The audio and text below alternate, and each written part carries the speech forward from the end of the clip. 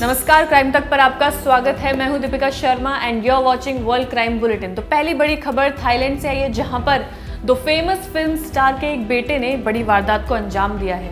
ये खुद एक फेमस यूट्यूबर है, इसके अलावा ये शेफ भी है, काफ़ी अच्छी जगहों पे ये काम करता है। इसकी फ़ोटो हम आपको इस वीडियो में दिखा ही रहे हैं। इसने अपने लवर की हत्या कर दी, उसके 14 टुकड़े किए, उसके बाद उसे एक सूटकेस में भरा और कूड़े में फेंक दिया। ये मामला तब सामने आया जब थाईलैंड के जो आसपास के लोकल पीपल थे, उनको एक डंपिंग एरिया से एक शख्स की थाइस और हिप्स का टुकड़ा मिला।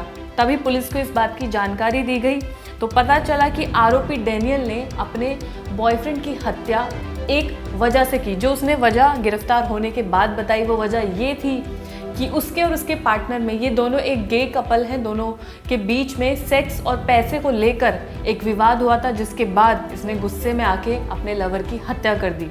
इसके बाद मामला ये चाहता था कि इससे बच जाए, लेकिन तब भी खुला। इसने एफआईआर भी दर्ज कराई अपने बॉयफ्रेंड के मिसिंग होने की, क्योंकि ये पुलिस से बचना चाहता था, लेकिन ऐसा नहीं हुआ। अगर थाइस और हिप्स का वो टुकड़ा डंपिंग एरिया से नहीं मिलता तो शायद ये मामला सामने नहीं आ पाता इतनी जल्दी। लेकिन पुलिस ने पूरी जांच के बाद अब आरोपी को गिरफ्तार कर लिया है। अगली खबर सीरिया से आई है, जहां पर इजराइल ने सीरिया के शहर डेमस्कस पे एक हवाई हमला किया। इस हमले में 4 सीरिया के सैनिक भी मारे गए हैं और 4 घायल भी हुए हैं। ये हमला आज सुबह हुआ, जिसके बाद लोगों में अफरा तफरी मच गई। इतना तेज धमाका हुआ था कि पूरे शहर में इसकी आवाज़ गूंज गई थी। मिलिट्री के 7 ठिकानों पर यह हमला किया गया था, जिसमें पूरा टारगेट बनाया गया था कि सैनिकों पर यह हमला किया जाना है, और वैसा ही हुआ, जिसमें 4 सैनिकों की हत्या हो गई। इससे पहले सीरिया में आखिरी हमला पिछले हफ्ते हुआ था और अब ये दोबारा से हमला किया गया है, जिसमें सैनिक मारे गए हैं। अगली खबर यूएस के एरिजोना से आई है, जहां पर एक पत्नी ने अपने पति को मारने की पूरी कोशिश की।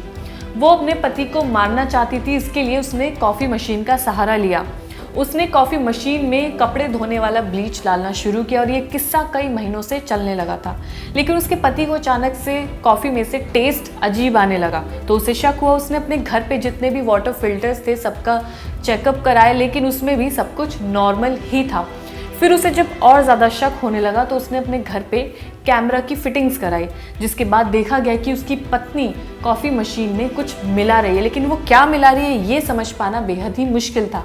इसके बाद उसने जो वीडियो सारी कलेक्ट की थी वो पुलिस को दिखाई। पुलिस का कहना ये था कि इसमें और सबूत की भी ज़रूरत है, सिर्फ ये देखने के बाद कि इसमें कुछ मिलाया जा रहा है, लेकिन मिलाया क्या जा रहा है, सबसे बड़ा सवाल ये था।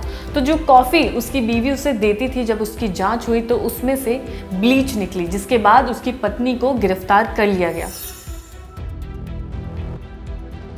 अगली खबर रशिया से आई है, जहां पर एक रशियन महिला को एक बैग इस्तेमाल करने की वजह से जुर्माना देना पड़ा। जुर्माना कोई छोटा नहीं, 26,000 का जुर्माना था। इसमें हुआ ये कि उसके पास जो बैग था, जो फोटो उसने सोशल मीडिया पर पोस्ट की थी, उस पर लिखा था sex is cool but Putin's death is much better.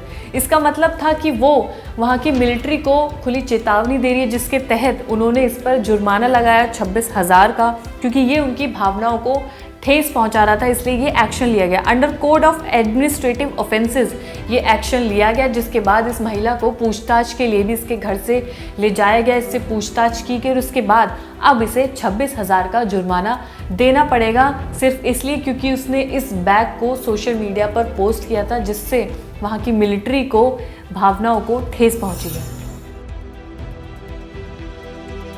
अगली खबर नॉर्थ कोरिया से आई है, जहां पर तानाशाह किम जोंग ने फैक्ट्रीज का दौरा किया। ये कोई आम फैक्ट्री नहीं बल्कि हथियार बनाने वाली फैक्ट्री थी।